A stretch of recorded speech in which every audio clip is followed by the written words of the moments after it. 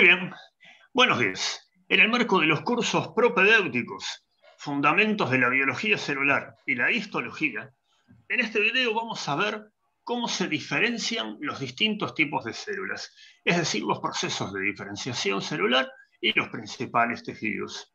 Lo haremos quien les habla, Alejandro Bieli, pero también mi compañero de equipo Martín Duque, ¿sí? Somos ambos integrantes de la Unidad Académica de Histología y Embriología de la Facultad de Veterinaria. Bien, en esta clase vamos a hablar de varios temas, ¿bien? En el primero, la diferenciación celular y determinación celular. Después vamos a hablar de las proteínas de regulación génica, las fases prefuncional y funcional de la diferenciación celular. Y por último, vamos a hablar de los principales tejidos que resultan del proceso de diferenciación celular. Como ustedes bien saben, los animales que nos van a interesar en las carreras que ustedes siguen, seres humanos incluidos, que animales somos, tienen su origen a partir de la fecundación, cuando se fusionan el espermatozoide y el ovocito, originando una única célula, la llamada célula huevo o cigoto. Es una célula muy grande que luego va a comenzar a multiplicarse, a dividirse. Exacto, cuando empieza a dividirse este proceso de segmentación, la célula empieza en 2, en 4, en 8, en 16, hasta llegar a la mórula, ¿bien? Que es un embrión macizo, que luego se va a diferenciar a blastocisto, ¿bien? ¿Cuál es la diferencia de este blastocisto con la mórula? Es que este se ahueca y forma el blastocele, lo que se está marcando ahí con el puntero.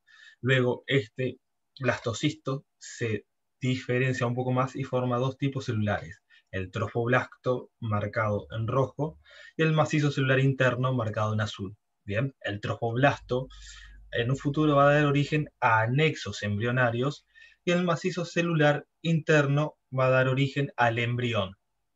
Bien.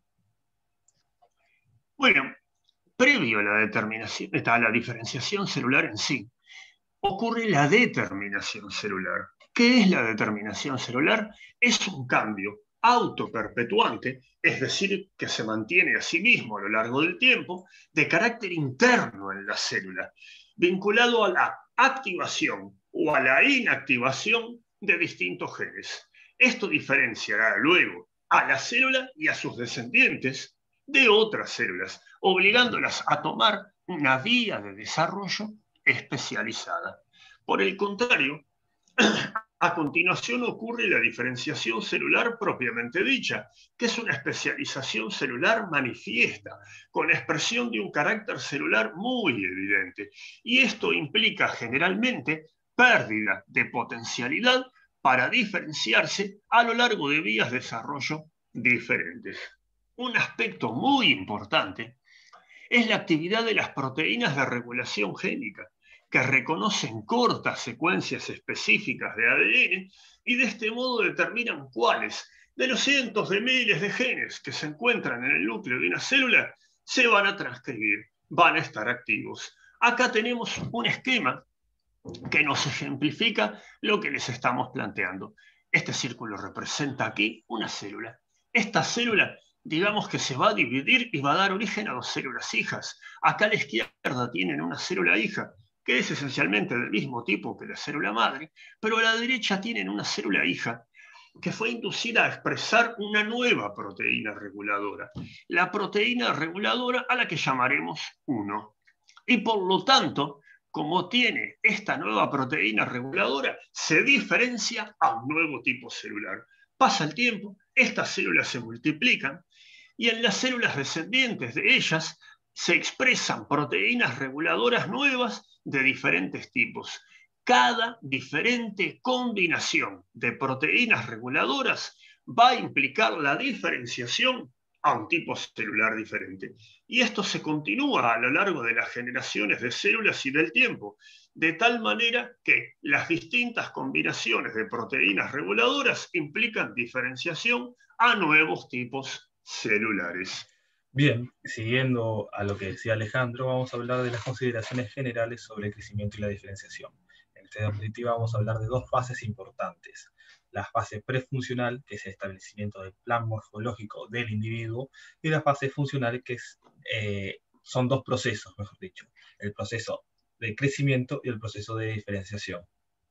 Como habíamos dicho anteriormente, en la prefuncional es el establecimiento del plan morfológico del individuo, que quiere decir que es de la determinación del tipo y de los números de los órganos, de sus posiciones relativas y de las características o rasgos generales que lo caracterizan a futuro. Bien, y en la funcional vamos a hablar de dos procesos: el de crecimiento, que es el aumento del tamaño del organismo, el individuo, o de sus partes. Y después en el proceso de diferenciación podemos hablar de dos sentidos: en un sentido amplio, que es el proceso por el cual la célula se divide y se diferencia de las otras, pero a su vez también se diferencia de su forma anterior. Bien, y en un sentido restrictivo, más que nada es una diferenciación más histológica. Bien, que es el proceso por el cual la célula o el conjunto de células a futuro adquieren una capacidad de realizar funciones más específicas. Bien. Para hablar de la diferenciación celular vamos a decir algunas características, porque la diferenciación celular es la producción de modelos enzimáticos únicos, pero también es la producción de modelos únicos de proteínas, como enzimas o proteínas estructurales. Por último, vamos a hablar de los principales tejidos que se desarrollan a partir de la diferenciación celular. Bien, cabe aclarar que estos tejidos se van a dar con mayor profundidad en los siguientes videos. Bien. Antes de entrar en cada tejido, hay que saber qué es un tejido. Y como dice la definición arriba a la derecha, un tejido es un conjunto de células que cumplen una función específica. Bien, los principales tejidos son el epitelial, el conjuntivo, el muscular y el nervioso. Hablando del tejido epitelial, podemos decir que tapiza la superficie del cuerpo, reviste las cavidades de los órganos y forma glándulas. Como función, entre las principales está la protección y la secreción. Y luego se puede clasificar de dos formas este tejido. Según la cantidad de estratos que tenga, podemos decir que es simple, es estratificado o pseudoestratificado. Y después lo podemos clasificar según la forma de la célula más superficial, que quiere decir que puede ser cúbica, plana o cilíndrica. Bien.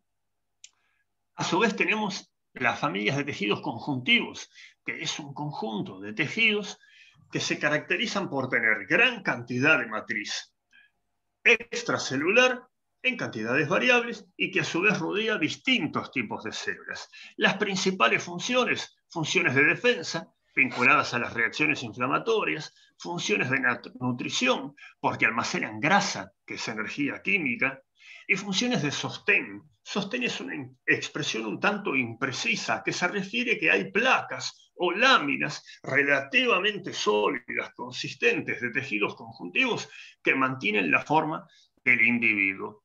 Y en cuanto a la clasificación, son muchos los tipos de tejidos conjuntivos.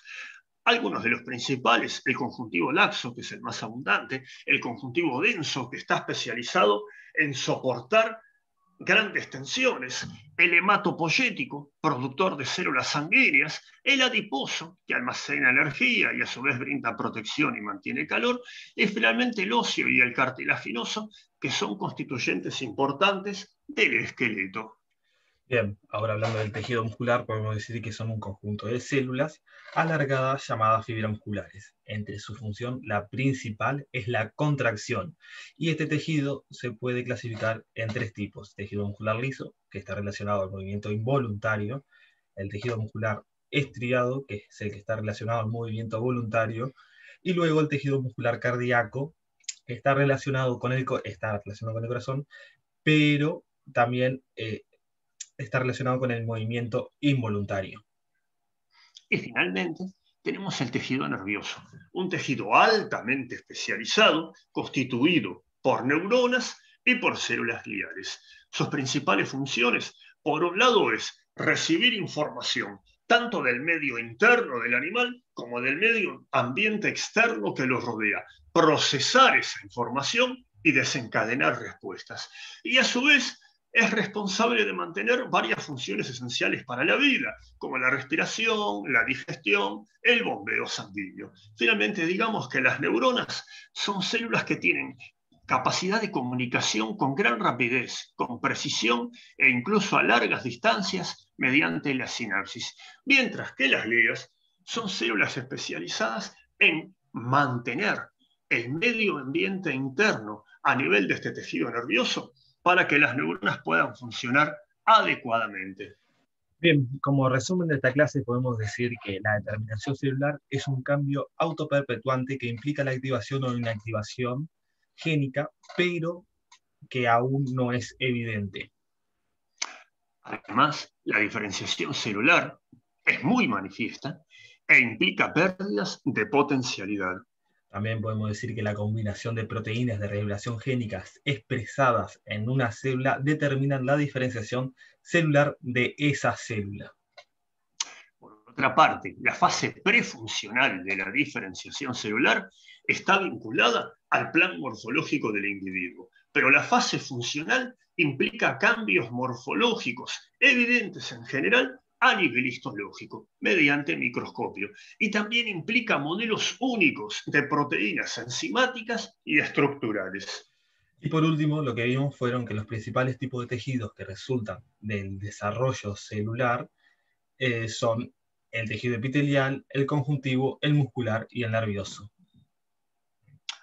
Muy bien, y para terminar, les sugerimos la bibliografía. Por un lado está la biología molecular de la célula, de Bruce Alberts y demás coautores. Después tenemos la biología celular y molecular de Karp. La biología celular y molecular de Robertis.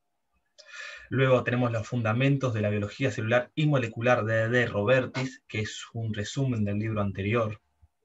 Y que por eso muchas veces los estudiantes lo prefieren por ser más corto. Tenemos finalmente la biología celular y molecular de Lodish Harvey y otros coautores. Y por último tenemos el Sobota de histología. Les hago notar que estos últimos dos libros están a libre disposición en el sitio web de Timbó Biblo. Espero que sigan estando, porque en realidad en los últimos días Timbó ha sufrido un fuerte recorte presupuestal y esperamos que sigan estando a disposición estas conexiones. Si llegaron hasta acá, estimados, lo primero que queremos hacer es agradecerles la paciencia y la motivación. Y les deseamos el mayor de los éxitos en esta carrera que están emprendiendo, que es una cosa apasionante y compleja que les va a permitir descubrir nuevos mundos. Que andes muy bien. Adiós.